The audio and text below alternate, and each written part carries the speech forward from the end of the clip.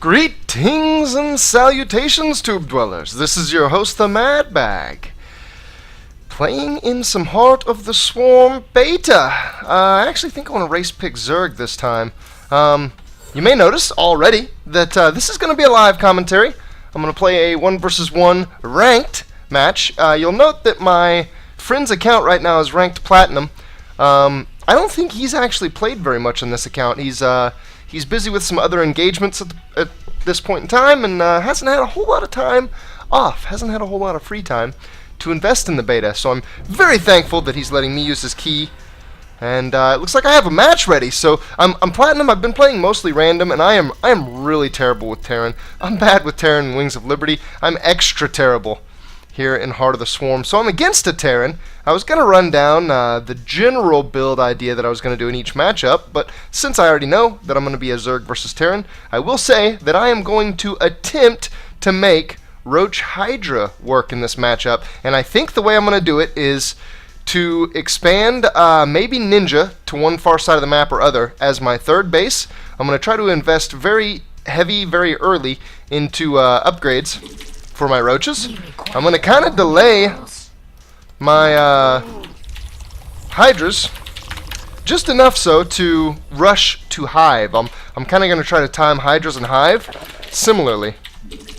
We require more minerals. So there's the game plan anyway. Now the reason I'm thinking Roach Hydra might work in the beta, whereas it would be a terrible composition to use against Terran and Wings of Liberty, at least, you know, Zerg versus Terran. I guess you couldn't really use that composition in any other matchups, huh? The reason I think it might work is because all Terrans go mech in the beta against Zerg. I've seen exclusively mech play out of Terrans, and Roaches are really strong against mech anyway. Roaches are a standard against Terran when they go mech, although Hydras still aren't. I think I might be able to just do some real standard Roach play and then work Hydras in with speed. I'm thinking of potentially getting drops before going up to the hive as well, but I'm going to have to feel some things out. God knows I might not even get quite that far. I might not even get to drops and such. We'll see. I probably will have to go to a lair pretty quick. I'm thinking lair on 2 base before taking the third, because I can almost guarantee that I'm going to be dealing with some Widow Mine shenaniganery. You know how there's I guess Kevin Naki from the IPL made this a well-known saying, cananigans. You know, there's like a shenanigans version of cannons for Protoss. We should come up with a word for Widow Mines that involves shenaniganery. Like, I don't know, Widow Mineanery? Nope, that doesn't work. Widow Mine shenanigans, though, I heavily expect. We require more minerals. We require And mech, more minerals. I heavily expect. So, I'm going to go ahead and do the 15 hatch. Matter of fact, it is out. I'm going to be greedy. I'm going to go up to like 17. Since this pool's later than normal, you don't really have to get the Overlord at 15. Really, the Overlord timing, it's easy to use a food count to tell you when to make it, you know, to communicate exactly when in the build it occurs, but the Overlord timing is more heavily associated to your spawning pool timing than it is to your food. And if you go hatch first, then obviously your food's going to be pushed out a little bit. Your spawning pool's going to complete at a later food count. Just going to go with one ling. We're going to go ahead and get both queens. No, not both queens on one, but one queen on each. Let's see, you alone are going to be number 1. The other larva does not need to be involved. Oh, and it looks like he is getting ready to be a butt. That should be okay, though. I'm going to make a spine crawler down there, and I'm going to bring about this many. Now, I want that dead first. I'm actually going to take the drones against this marine, because I want the Zerglings to stay on. The worker, if I can. Let's go ahead and get this larva inject going. Oh, I gotta kill very quickly just the SCVs and then get away. And it will burn down. Sweet. So I've got both of them on 5s. I probably could cancel this spine crawler, but you know what? It'll likely be handy, so let's keep it around. He did load another one in it, but that shouldn't matter. I'm even going to speed it up a little bit. And defended! Sweet. That was totally reliant on me killing the workers there. The workers were everything in that rush. Oh, come on, now. Plant it! Plant it! So I'm feeling pretty safe, but it's very common for a follow-up to come after that push. From the Marine count, I know he has at least 2 barracks. I'm not exactly sure where they are. As a matter of fact, I might have time to bring this guy in to about there just to see if he's planning on tech as a follow-up or an expansion. I expect an expansion. I know that he's got at least 2 barracks, though, so I'm going to make a few more Zerglings because it's very common for him to do another little push in here. And I am loving my drone count. So here's stage 1 of my plan.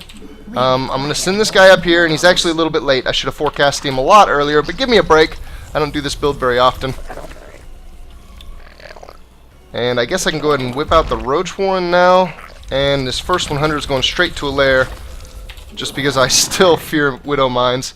It's less that I like, you know, fear their damage potential than it is just like them at all. I don't have a response at all to Widow Mines until I get a lair up. I mean, I can do the whole Spore Crawler thing, and that kind of works, but I really don't like the way that that works. I think I've got some Overlords in production. If not, I'll build them in just a second.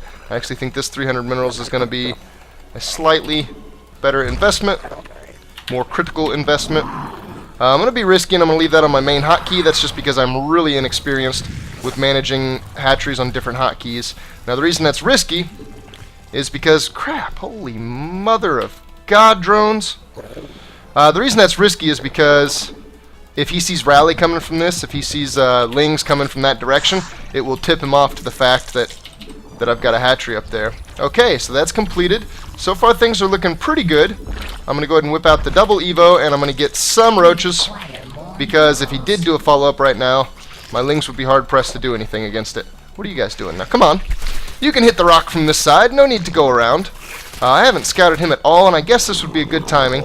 Everything he's doing was delayed by the opening he did, but he's probably developing some of his tech at this point. So let's go see about what that tech might be. I was building another Overlord, but I am food blocked yet again.